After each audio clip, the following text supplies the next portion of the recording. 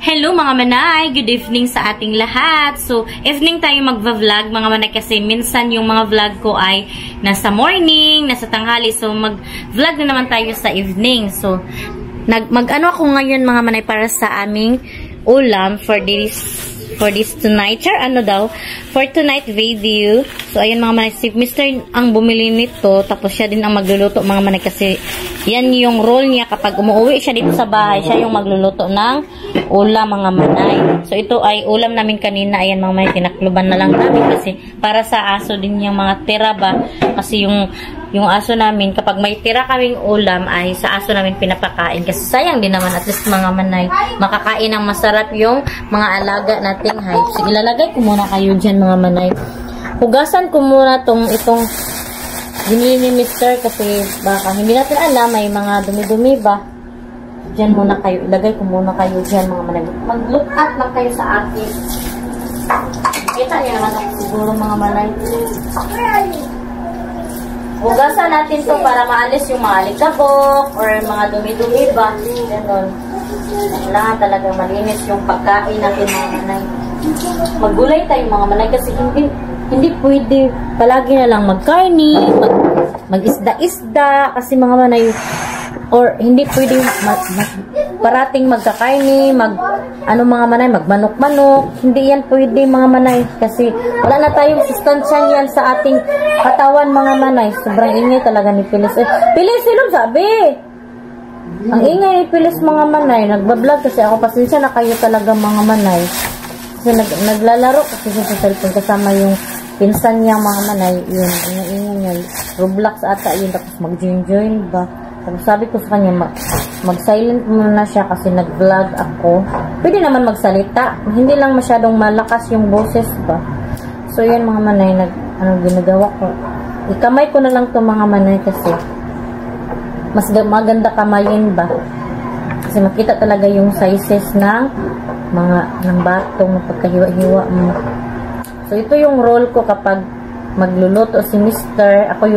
Ako yung magre-ready ng mga panakot, magtatagtad, ganun mga manay. Pero si Mr. talaga yung tagapagluto. Kasi ano namang gagawin niya dito sa bahay, di ba mga manay?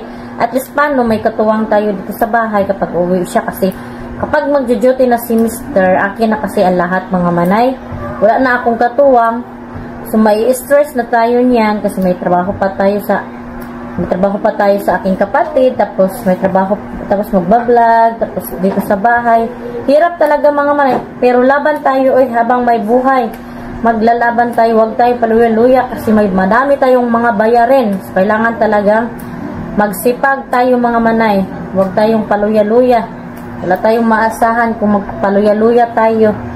Kailangan talagang magsipag. Kasi wala namang ano sa atin, tayo lang, sarili lang natin yung asahan natin. Yun mga manay.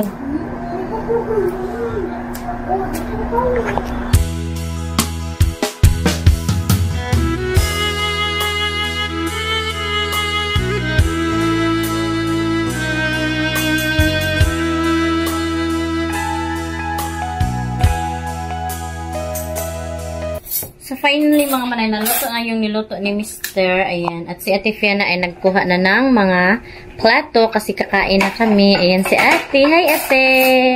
Ayan, dalaga na si Ate Fiona, mga manay. Mabait yan na bata, mga manay. Ayan, oh. Magkain na kami, mga manay. Kuha atong kanon, be! Yan, inutusan ko siyang kunin ang rice sa kusina, mga manay. Doon kasi sa kusina yung rice. Kasi doon kami nagluluto ng rice cooker. Andun kasi yung saksaka ng mga extension, ganun. Mga extension lang doon. Yan, kain na tayo. Kauna ta. Kakain na kami mga manay. Ayan. Kasi bukas mga manay mag-duty na si Mr. So ako na naman dito mag-asikaso. Pero at least kahit paano mga manay, dito si Fiona.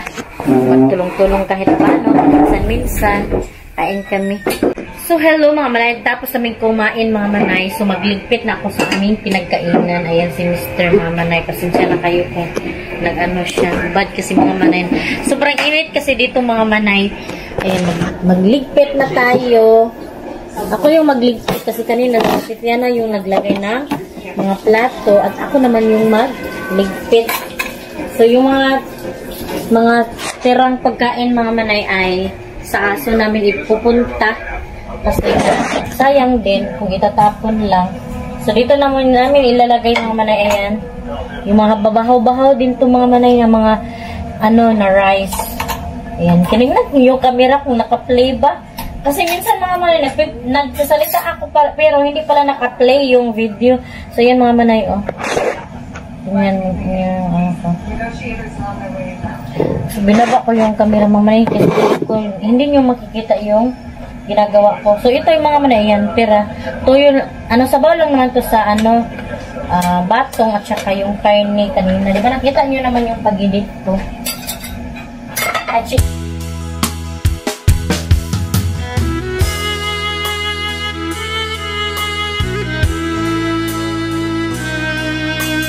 ligpitin ko muna yung ibang mga baso. Ayan mga manay. Ligpit muna tayo. At saka mayroon pa ba itong mga ganito mga manay. Ilagay ko na yan sa aso din. Kasi hugasan ko na din to mga manay. Sama sa mga hugasin. Yun ang rule natin. Yun ang rule ko mga manay. Pag dito si Mr. Pag dito si Mr. yung role niya ay tagapagluto, tapos ako naman yung tagahugas, tig-prepare ng lamas. So, hati-hati kami dito mga manay ng mga trabahuin dito sa bahay. So, ganyan mga manay, magtulong-tulong talaga mga manay. Huwag yung hirap kasi pag ako lang lahat, akin lang lahat. So, magkaano talaga tayo, mamughat tayo niyan. So, kailangan magtulungan talaga.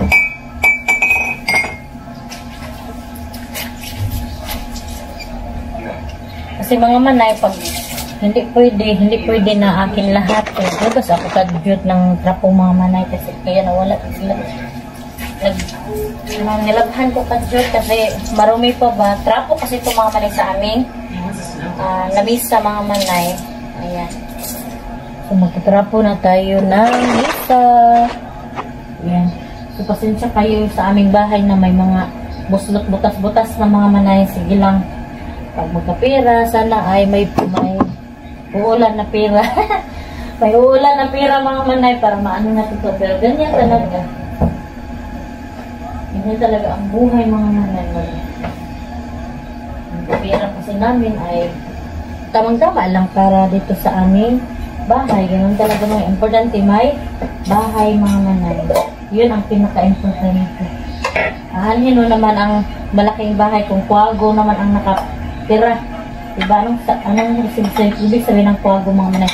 Masama ang ugali, ganun. Hindi masakaan o hindi mapuntahan ng ibang tao, diba mga manay? Ahalin ang malaking bahay kung hindi naman mapuntahan ng ibang tao, diba?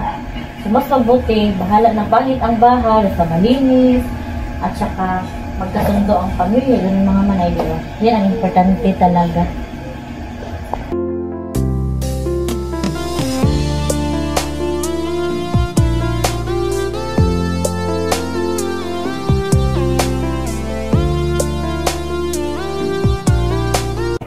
So yan ang mga manay, natapos na akong maghugas, tsaka magwalis na ako mamaya mga manay. Mag-relax ko mga itong kamay ko mga manay kasi nabasa na. At saka gabi na din, so mag-ayos-ayos na tayo sa bed. So it's time to rest na at mag-relax na tayo mga manay. So siguro dito ko na lang muna i-end ang aking vlog. Thank you so much sa mga nanood. Sa mga hindi pa nakasubscribe, please subscribe my YouTube channel and click the notification bell para updated din kayo sa aking next video. Thank you so much sa mga bago sa aking channel at sa mga hindi pa pala naka-like sa aking page, please, this is my page mga manayan. So, paki-like na lang din kasi kunti pa ang mga nag-follow dyan. So, thank you so much. See you in my next vlog mga manay. Bye-bye and God bless. Ingat po kayo parati.